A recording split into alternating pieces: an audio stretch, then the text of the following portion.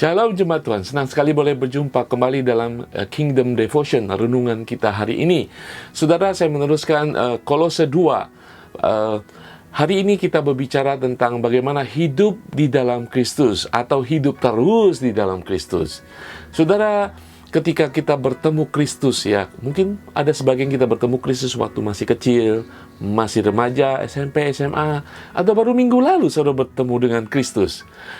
Pertemuan dengan Kristus selalu merupakan pertemuan yang begitu mengesankan dan sangat signifikan karena kita bertemu dengan penyelamat jiwa kita.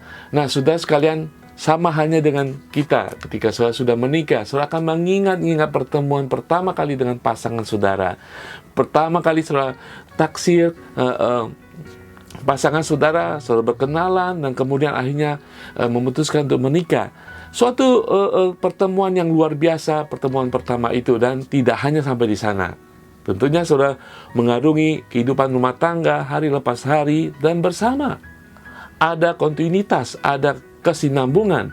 Demikian dalam kehidupan kita, pertemuan kita dengan Kristus bukan sekali dan selesai, tetapi harus diteruskan dalam kehidupan kita sehari-hari. Dan Kristus sendiri ketika Dia menemukan kita, tanda petik, menyelamatkan kita, Dia ingin kita hidup bersama Dia sampai nanti pada kekekalan. Nah, hari ini Rasul Paulus menasehati kita sekali lagi. Dikatakan dia kepada jemaat Kolose bahwa mereka sudah beriman, mereka beriman teguh, mereka hidup dalam Kristus. Hari ini kita melihat nasihat daripada Rasul Paulus buat saudara dan saya. Kolose 2 ayat 6 dan 7. Kepenuhan hidup dalam Kristus. Kamu telah menerima Kristus Yesus Tuhan kita. Karena itu hendaklah hidupmu tetap di dalam Dia, hendaklah kamu berakar di dalam Dia dan dibangun di atas Dia, hendaklah kamu bertambah teguh dalam iman sebagaimana telah diajarkan kepadamu, dan hendaklah hatimu berlimpah dengan syukur. Haleluya.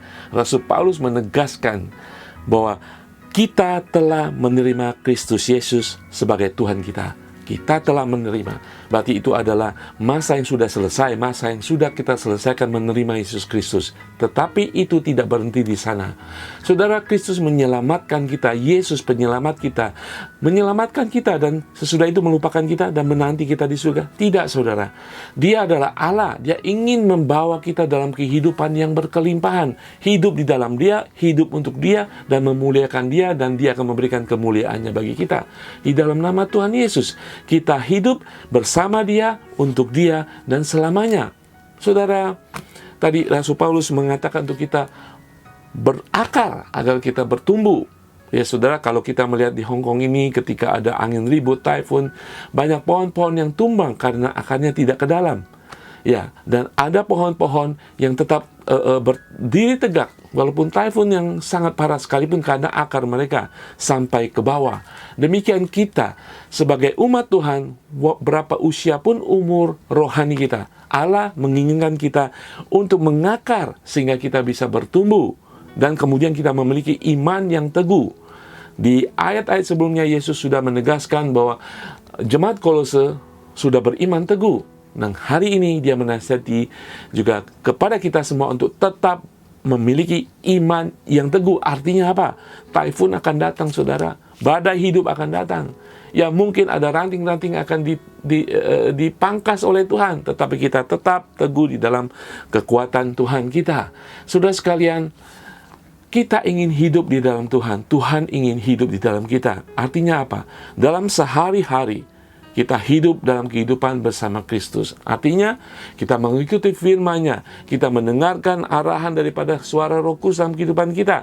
Kita mengetahui kebenaran dan apa yang tidak boleh. Dan kita hidup daripada kebenaran firman Tuhan. Dan sehingga kita bisa melihat kuasa Tuhan menguatkan iman kita. Dan akhirnya apa? Firman Tuhan mengatakan, kita hidup hendaklah dipenuhi dengan ucapan syukur. Saudara, memang hidup kita tidak selalu dalam keadaan happy, baik, sukses, penuh sukacita.